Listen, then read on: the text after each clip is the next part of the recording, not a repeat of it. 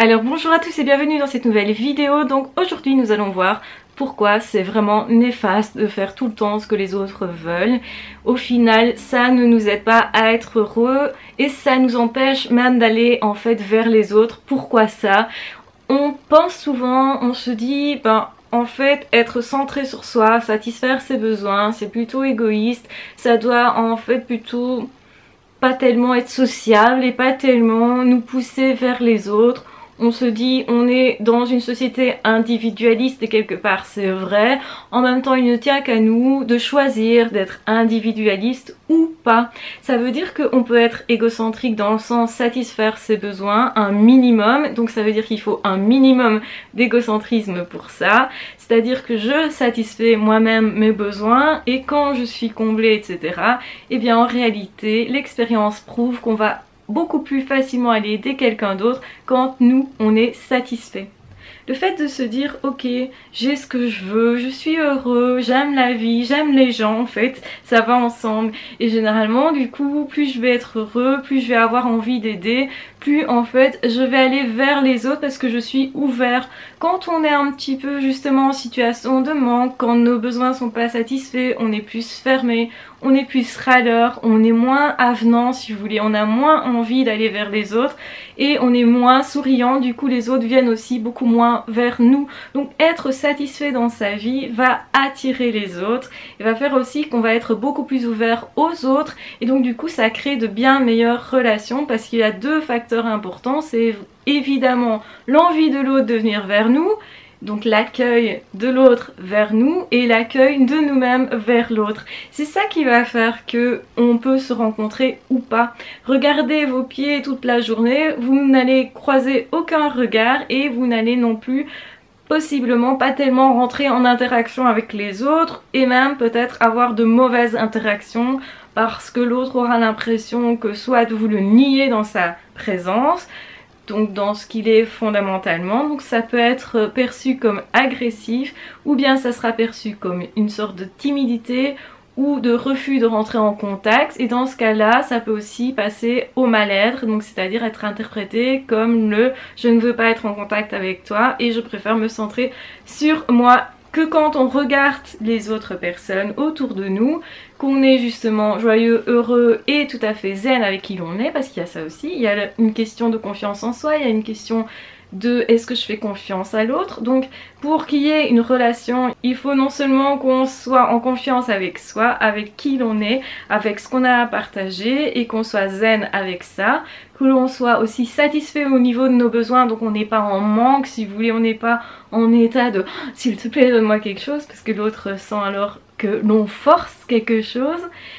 On est plutôt dans l'accueil, on est plutôt dans l'acceptation et plus on va justement écouter nos besoins, être en accord avec qui l'on est, quelque part d'une certaine façon être un peu individualiste parce que satisfaire ses besoins c'est ça, et bien plus en fait on va accueillir l'autre, être ouvert à l'autre, avoir envie de. Donc l'autre n'est pas méfiant par rapport à nous, nous ne sommes pas non plus méfiants, on est confiant par rapport à soi, l'autre est confiant par rapport à lui-même. Et voilà tous les ingrédients pour qu'enfin il y ait une rencontre qui possiblement en vaille la peine puisque justement en fonction de qui l'on est on va s'accorder ou non bien entendu et quelque part on peut tout à fait faire des choix puisqu'on n'est pas dans le besoin extrême de se satisfaire ni au niveau sexuel, ni au niveau affectif, ni au niveau alimentaire, enfin bref quand nos besoins sont satisfaits, on a plus tendance à écouter l'autre, vraiment, et à bien choisir aussi quelle personne je fréquente ou pas, et surtout, en fait, à choisir. Parce que quand on est dans un état de manque, généralement, on choisit pas vraiment. Et c'est comme ça qu'on rencontre généralement de mauvaises personnes, que l'on continue avec des personnes qui sont toxiques. Donc on sent parfois que c'est pas bon pour nous cette situation, on continue parce qu'on se dit mais en même temps je suis en manque, il me manque quelque chose et c'est ça, cette problématique qui va être de j'essaye de satisfaire quelque chose mais ça fonctionne pas, etc.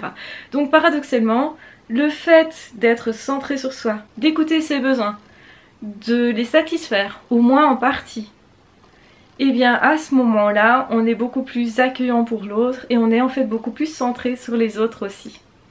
Donc en réalité, plus on va se connaître soi, être bien avec soi, parfois avoir fait beaucoup d'introspection pour ça, avoir guéri son passé, etc., plus on est zen avec tout ça et avec qui on est là maintenant, et qui on a été d'ailleurs, plus on a accepté nos expériences et plus on peut accueillir les autres. Généralement, la société elle véhicule une autre idée qui serait que quand on est trop dans l'introspection, on est plus renfermé sur soi, peut-être à ce moment-là, mais donc forcément ça ne va pas de pair avec l'accueil de l'autre. Eh bien c'est faux. Plus vous allez tout le temps essayer de satisfaire les besoins des autres, et moins vous écoutez vos besoins à vous, plus vous êtes dans un état de manque, en fait, et même de frustration, jusqu'à trouver que au final vous n'avez pas assez, vous ne recevez pas assez, parce que vous attendez au final beaucoup des autres, parce que vous ne satisfaisez pas vous-même vos propres besoins, et bien dans ce cas-là, en fait, ça ne crée pas une bonne relation, c'est tout l'inverse. C'est à ce moment-là qu'en fait, vous allez surtout regarder à ce que vous recevez. Alors je dis pas qu'il faut pas regarder parfois à ce qu'on reçoit aussi, mais on est dans le je donne et je reçois. Il doit y avoir les deux si vous voulez, l'échange de je donne à l'autre et je me donne à moi.